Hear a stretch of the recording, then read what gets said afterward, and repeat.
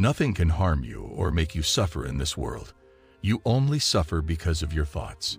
In order to free yourself from all the stress, sorrow, suffering, and unpleasant circumstances, you must change your thoughts because they are making you suffer. This is a recurrent theme in Neville Goddard's writings and talks. We'll try to discuss about that in this video. Additionally, you will learn how to get rid of anything unwanted and how to design the life you want. To help us continue making videos for you, kindly click the like and subscribe buttons before we begin. Additionally, remember to click the bell icon to receive notifications whenever we upload a new video. Let's get going right now. The spiritual law is totally different from our culture. The first thing we do when our wants are not granted is place the blame somewhere else. This type of behavior, however, really brings more worries and problems into your life because every notion you have must be fulfilled in your life. Neville Goddard contends that when assumptions are made, they are confirmed. Therefore, it follows that if you hold other people responsible for the problems in your life, those problems will start to get worse. It's because it will turn out that your perception that they are causing problems is correct. You see, people frequently blame others for their problems. No one is to blame for what has happened, what will happen in your life, or even what will happen anywhere in the world, despite what they might say. Instead, they blame the government, institutions, circumstances, and even their parents.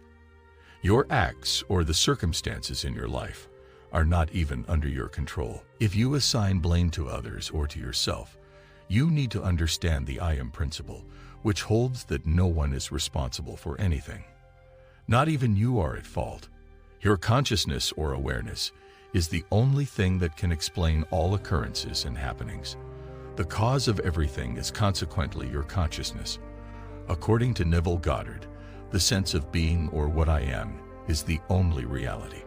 We are conditioned from a young age to attribute our problems to other forces. Therefore, it is understandable why some people refer to their pain as outside forces. One of the main reasons we do this so frequently is because of this. Given the society we live in and the invasive religions that aim to control people's thoughts, it makes sense that we would place blame for global events on something or someone, even when there is no one else to blame. Those who believe in an external God frequently place the blame on God. But the law quickly demonstrates that nobody is to blame, not even ourselves, since we were ignorant at the outset. Neville Goddard asserts that your consciousness, my consciousness, is the only true foundation in the world. He claims that consciousness is the only reality as a result. Our consciousness, which is essentially our I amness, is the foundation of everything. The fact that we are conscious is the only cause. You are not compelled to assign blame to others as a result. You shouldn't be accountable to yourself. You're not required to blame God for what happened in the world. It wouldn't have happened if you hadn't been aware of it. Since your consciousness made you aware of it, it was your consciousness that caused it. As a result, your consciousness is the only cause. Ennis claims that the shadow world is a manifestation of what you see with your eyes and other people's minds, or that all we see in the world is a creation of our imagination. Due to the fact that there is no such thing as separation, everything we create affects not just us, but also the rest of the world, and vice versa. Additionally, your desires for other people will affect you. Anything outside of you, or your current level of consciousness, is not something you can experience. Neville Goddard maintains that you already are what you were, and that you will become what you previously considered yourself to be. Everything in the world operates in this manner. All of it is in your head, because the universe lacks independent will and consciousness, and is merely a reflection of our thoughts, beliefs, and ideas. Neville referred to it as the shadow world. Accidents, fate, and circumstances are all terms used to describe inventions. Your current situation wasn't anything you could have imagined before, so it had to happen sometime. But you are not, just as you probably did not want for your awful circumstances to exist. You unconsciously generated them by letting your active mind go wild without even recognizing it. You come to build reality in this way. I'd like to offer the following quotes from Neville Goddard's book. When you and I genuinely understand that we are Christ, We shall both straighten the wizard's arms and restore men's fading hopes. Everything that we were unable to do because we felt bound by our family tree will be accomplished by us. So is a perilous move that should not be done lightly, because failing to execute it will result in death. If John the three-dimensional man is beheaded or loses his three-dimensional focus keys, he might survive. Neville Goddard advises us to give up all of our convictions because, in his view, doing so will allow you to obtain the pearl of great worth and transform you into the new you. These quotations come from his speech titled "No One to Change Except Oneself Here Do You," in which he asserts that letting go of the weighty convictions we hold up till now entails dying to our old three-dimensional self, our John the Baptist self, and rising to our new fourth-dimensional self. Don't believe what you see in the shadows because it isn't real. To put it simply, it is a three-dimensional illusion, but it looks real. We must enter the 4D realm of our imagination in order to change things in our 3D environment. The third-dimensional universe has no power because it is pointless, a shell of what it once was, and lifeless. In actuality, your imagination has the power to change your surroundings. You must understand that you possess this ability inside yourself and let go of any justifications for doing so. Furthermore, if you have operant power, nothing or no one can assist you. Giving up control, for instance, to a tarot card reader because you think they can tell you what to do or what to expect.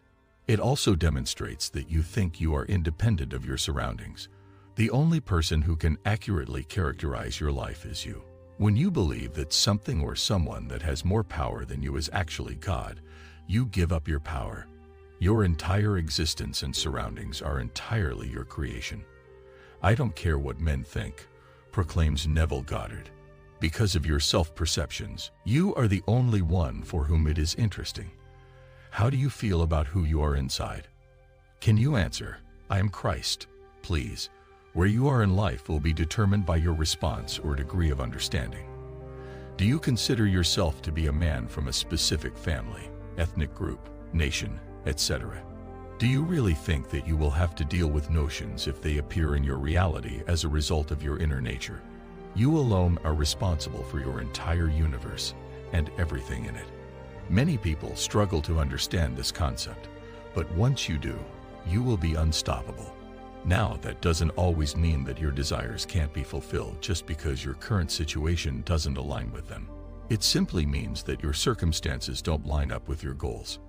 To feel your want, you might need to transition into a different condition. According to Neville Goddard, it is possible to experience states separate from awareness. Additionally, it is logically sound. Do you honestly think it's possible to have experiences you're not even aware of? Do you honestly think you might encounter anything that is completely unimaginable? You can only experience things that you can visualize in your mind, since feelings are derived from imagination and vision. So, in order to feel something, you need to be in an environment that makes it possible for you to do so. You must change into a sound state.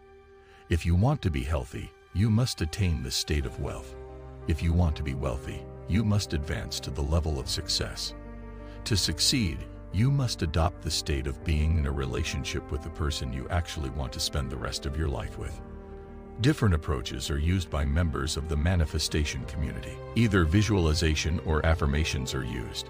They are actually the means by which we achieve our goals when we wish to bring about a desire. It will help you achieve your objective if you can imagine it, or if you're having bad ideas, practice some techniques or make a scene and visualize it. Therefore, if your thoughts are preventing you from manifesting your wish, you can use affirmations or any other technique to help you change your views.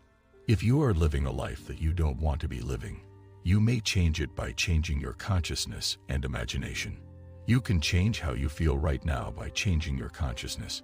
If you now feel helpless, all it takes is a mental modification to improve things.